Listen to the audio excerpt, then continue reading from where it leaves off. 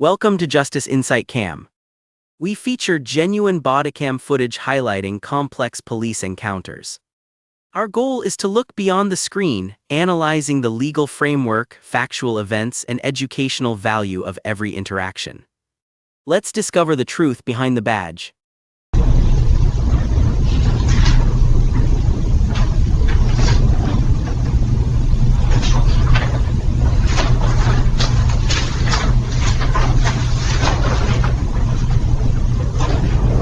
The bailiff's voice cut through the air like a door slamming. "All rise!"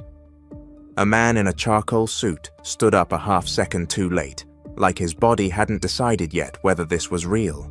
His name in the case file was Darius Coleman, a black father in his late 30s, shoulders wide from years of warehouse shifts and weekend coaching, hands still marked with the faint lines of work. But in this moment, he didn't look wide. He looked small, shrunk down by fluorescent courtroom light and a single manila envelope sitting on the clerk's desk. Inside that envelope was a paternity test, and in about 30 seconds, everything Darius believed about the last 8 years of his life was going to change. Not because a stranger was accusing him, because the truth was finally going to be said out loud. And if you've ever wondered what paternity fraud looks like when it stops being a rumor on the internet and becomes a legal record, when it becomes a number with commas and court seals, stay with me. Because by the end of this story, a judge wouldn't just tell Darius, "You are not the father." The court would order a payback so massive it sounded impossible. $5 million. And the question isn't only how Darius survived that moment, it's how the system allowed it to happen, and what it took to make anyone accountable. It started like so many family court mornings do, a hallway full of people pretending to scroll their phones while their lives were being negotiated behind closed doors. Couples sitting on opposite ends of a bench like the space between them could prevent an argument. Lawyers standing in clusters, whispering in a language made of deadlines and evidence rules.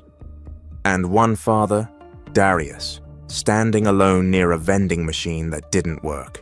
He was there for what the calendar called a support review and enforcement hearing.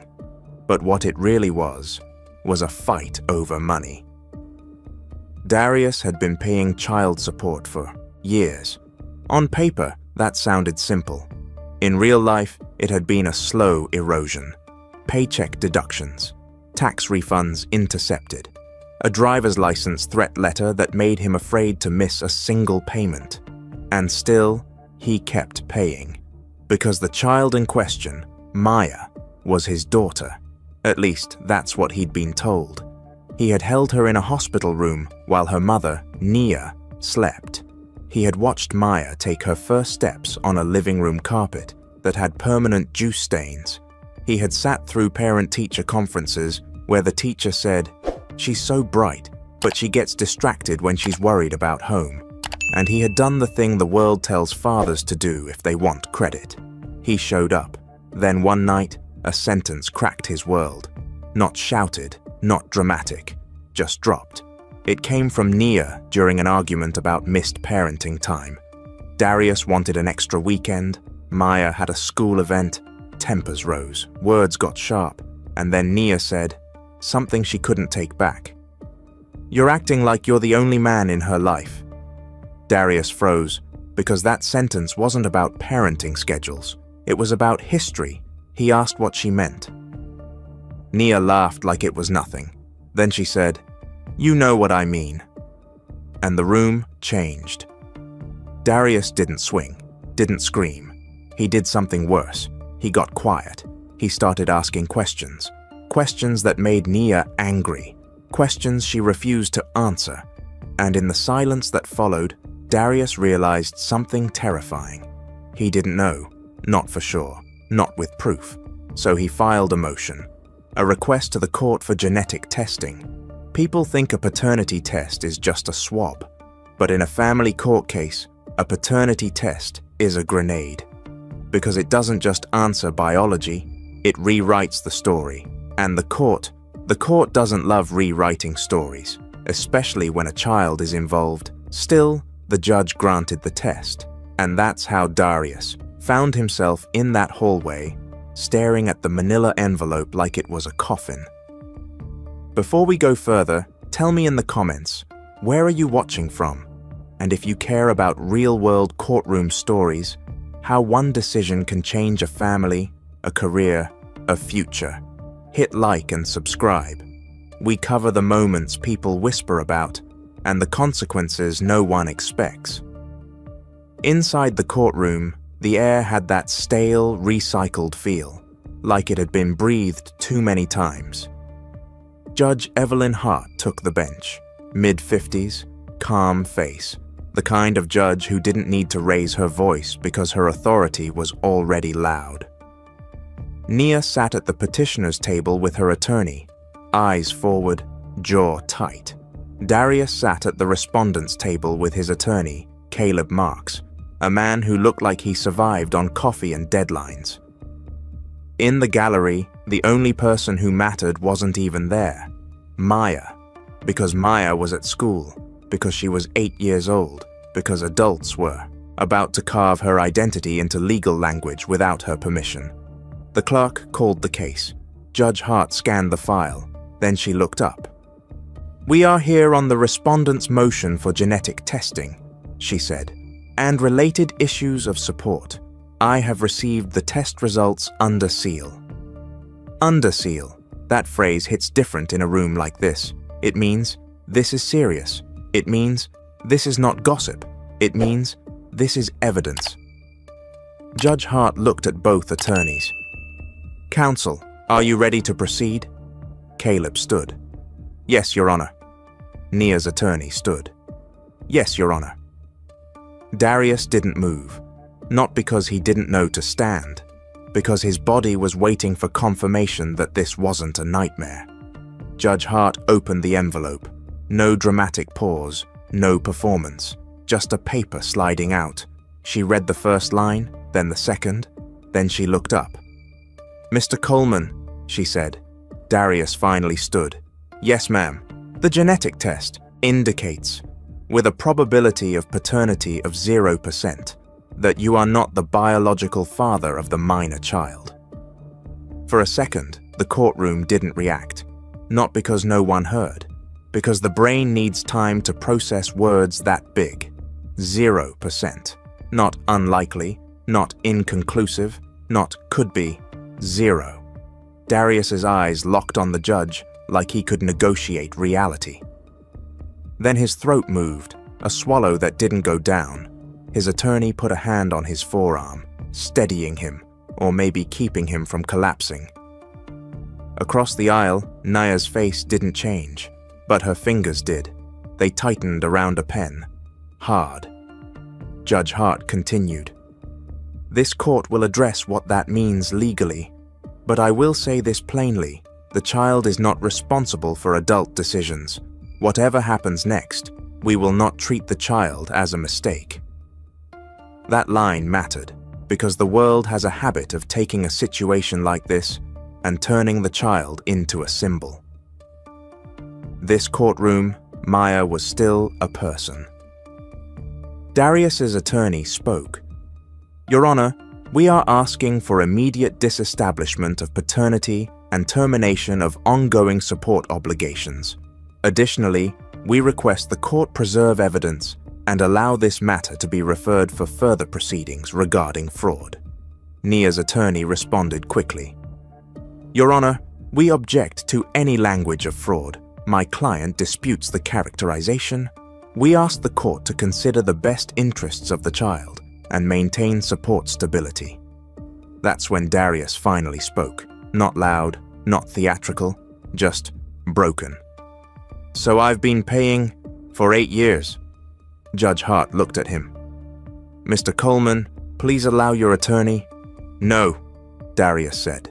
His voice cracked. I need to understand. I need to hear someone say it.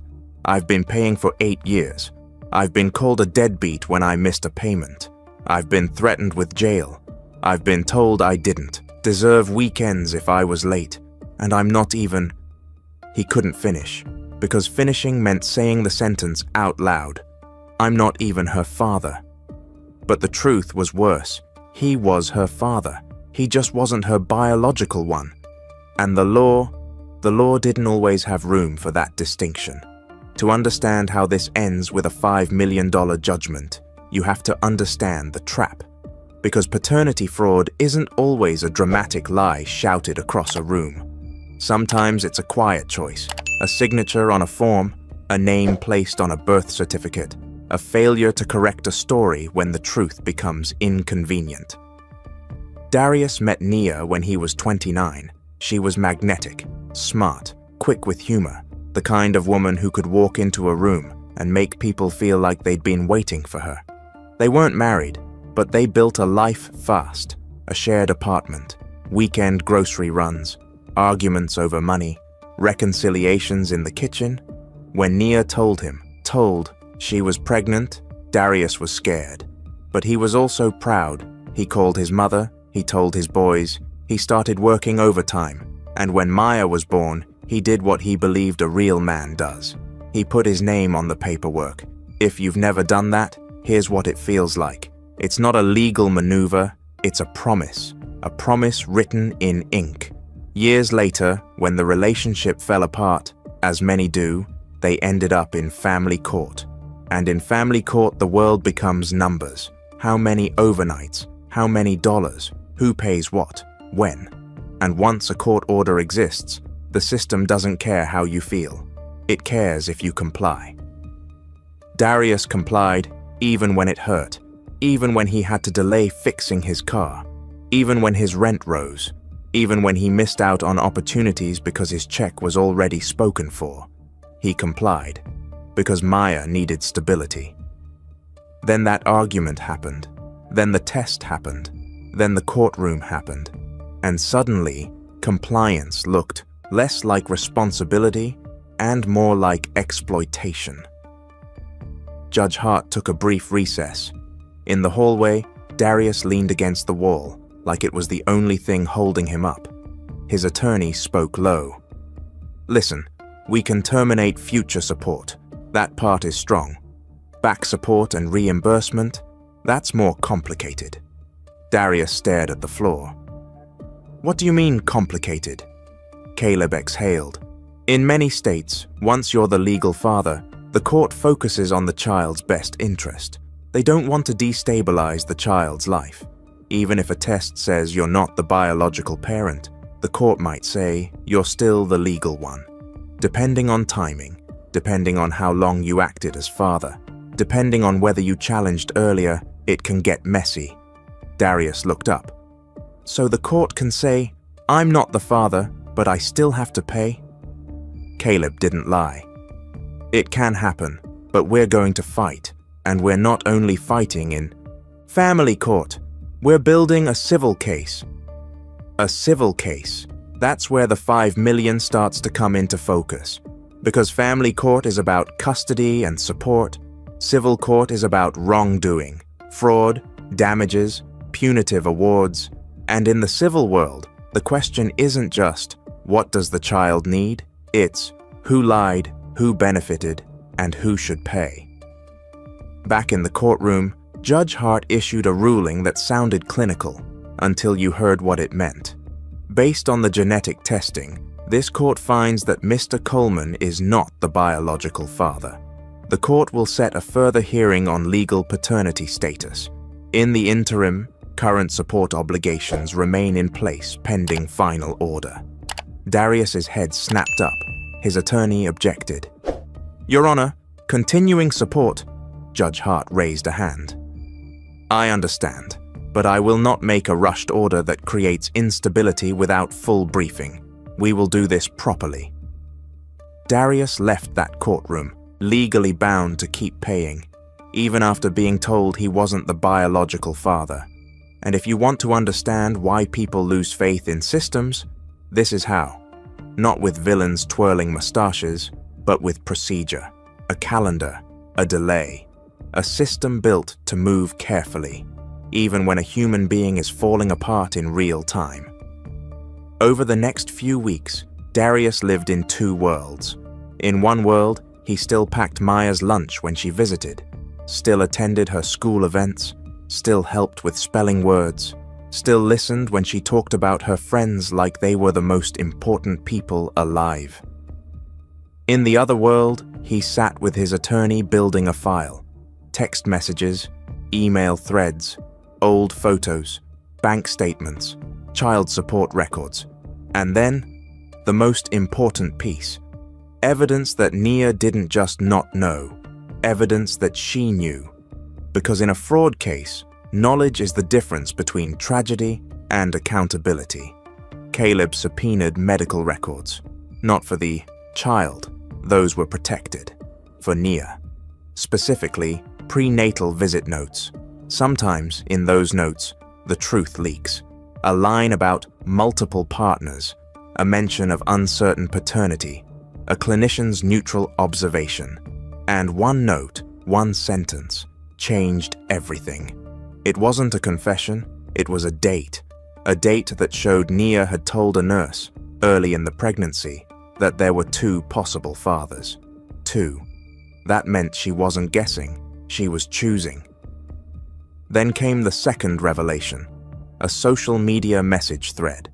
Darius's investigator, yes, by this point they hired one, found a conversation between Nia and a man named Terrence.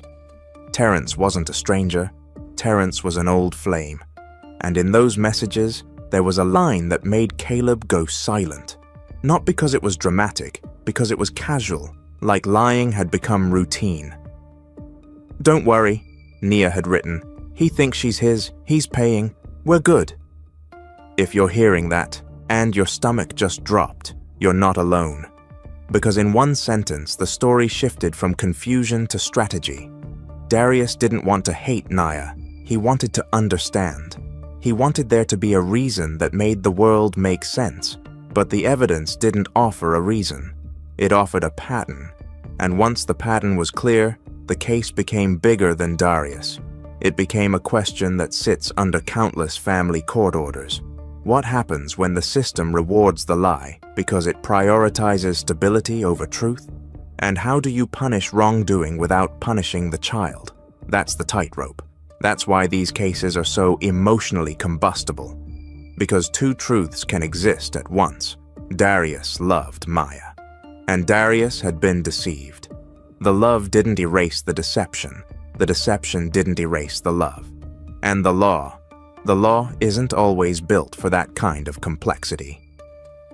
Caleb filed 2 actions, one in family court to disestablish legal paternity and terminate future support, one in civil court, a lawsuit alleging fraud, intentional misrepresentation, and related claims. In the civil complaint, they did something strategic. They didn't frame Darius as a man angry about biology. They framed him as a man harmed by deception. Because deception is provable. Deception is actionable. Deception is what juries understand. The lawsuit laid out damages, past support paid, out-of-pocket expenses, lost opportunities, emotional distress, and punitive damages, money designed not just to repay, but to punish. When Nia was served, she called Darius. She didn't apologize. She didn't explain. She said, "You're trying to ruin me." Darius said something that surprised even himself. "I'm trying to get my life back." Then she said the line that makes every lawyer's eyes light up. Terrence said he'd help if it ever came out. Terrence, the other man. Suddenly, the case had a second defendant, because if Terrence knew he might be the father and allowed Darius to be used as the payer, he wasn't just absent, he was complicit. Meanwhile, family court moved slower. Months of hearings, briefs, arguments, the child's best interests, the stability of the child's life, the fact that Darius had acted as father, the fact that Maya knew him as father.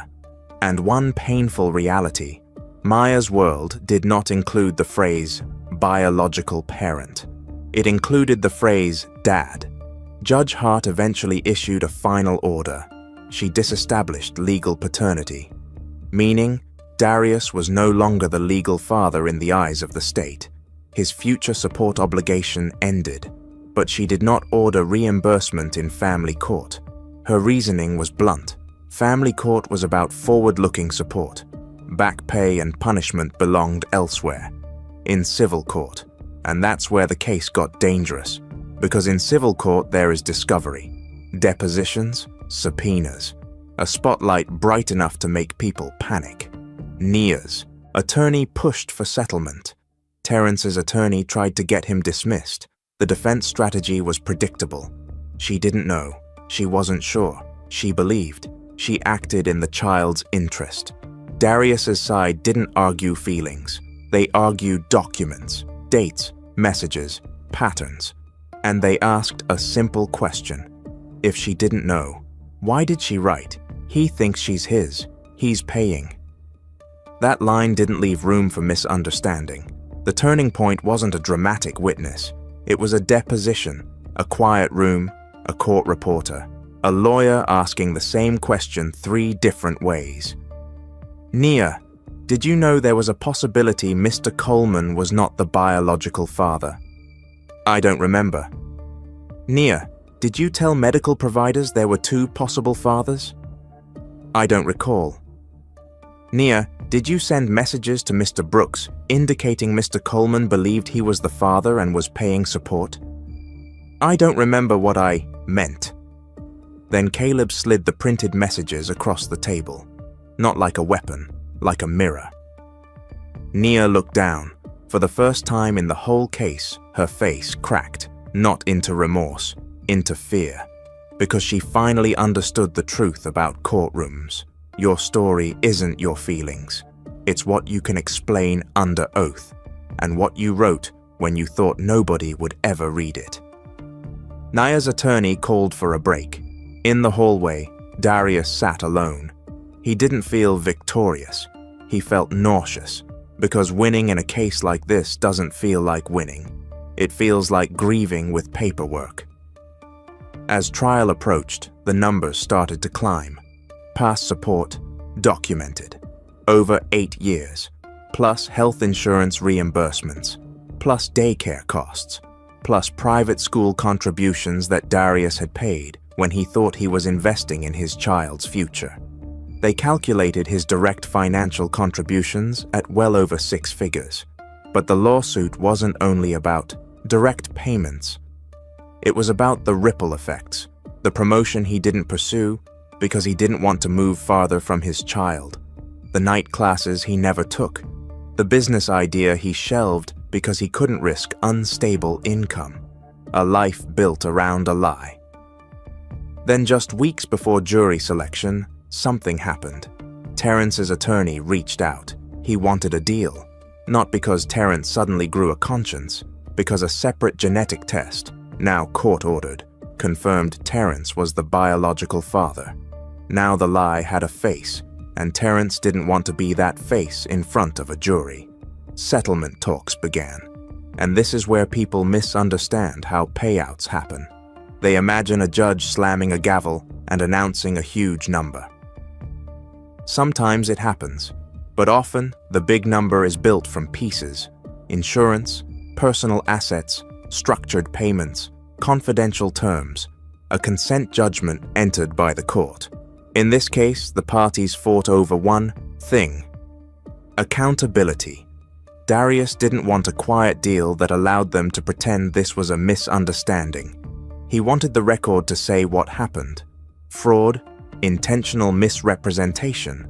And when it became clear, Darius would not sign a paper that sounded like an apology without responsibility, the defense changed tactics.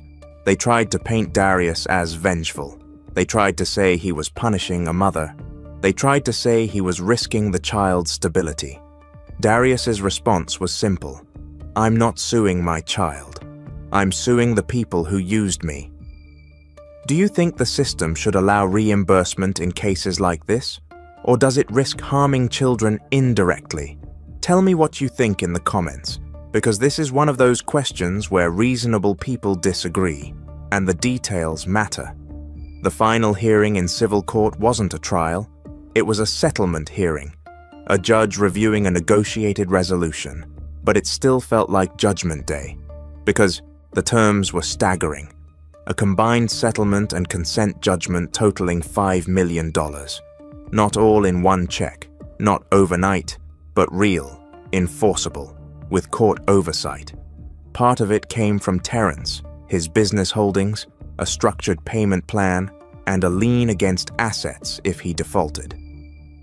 Part of it came from Nia, cash contributions, wage garnishment provisions, and importantly, a finding in the record that she had knowingly misrepresented paternity. The judge, this time a civil judge, spoke carefully. "Mr. Coleman, this judgment is not a declaration about the child. It is a declaration about conduct. The law cannot undo emotional harm. It can only recognize wrongful acts and assign consequences." Darius stood at the lectern. His hands shook, not with anger, with the weight of everything he didn't get back. He wasn't getting 8 years returned. He wasn't getting his peace returned. He wasn't getting the version of his life where the truth was. Simple, but he was getting something the system rarely gives people. Recognition, a record, a line in black ink that said, "You were wronged, and it mattered." Here's the part that doesn't fit neatly into headlines. Because if this story were only about money, you could stop here. But Darius didn't walk out of that courthouse feeling rich. He walked out feeling older. He walked out with a judgment that might take years to fully collect. And he walked out with a question that no court order could answer.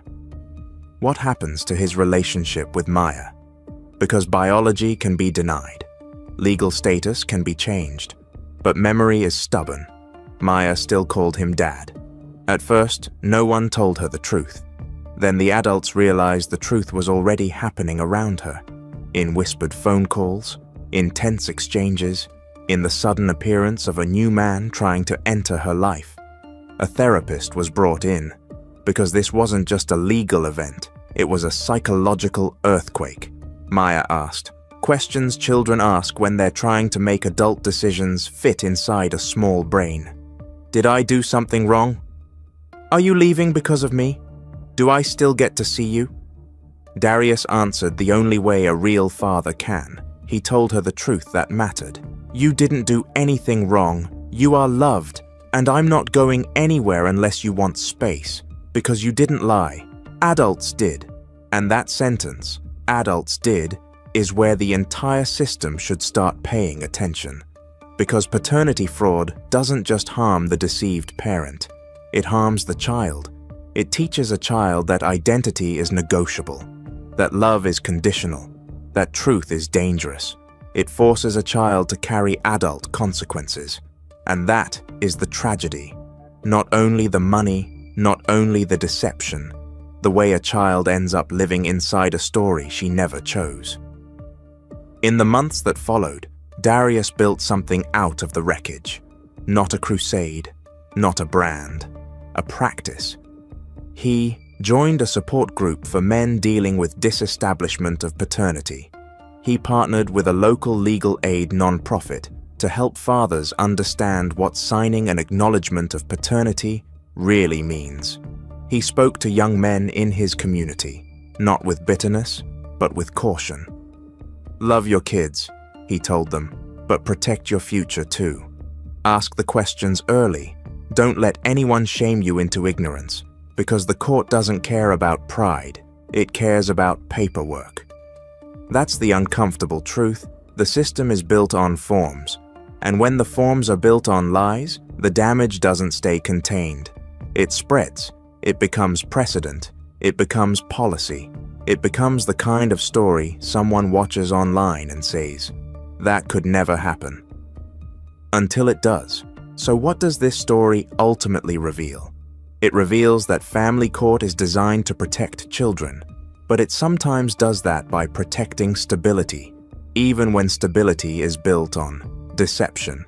It reveals that civil court can punish wrongdoing, but it can't rewind time. And it reveals something even more personal. Fatherhood is more than biology, but deception can poison even the purest love. Darius didn't stop being a father, because a test said 0%. He stopped being a legal father because a system finally acknowledged reality. And he became something else. A man who loved a child enough to keep showing up and respected himself enough to demand accountability. Now I want to ask you something that doesn't have an easy answer.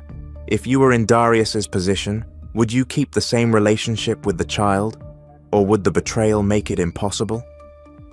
Drop your honest thoughts in the comments, because behind every headline like this, there's a kid in a classroom, a parent in a hallway, and a truth sitting inside an envelope. And once that envelope opens, nothing is ever quite the same again. Thank you for watching today's video. If our findings brought you a new outlook, please like, share, and subscribe to Justice Insight Cam. Stay updated, stay secure, and we will return soon with another comprehensive report.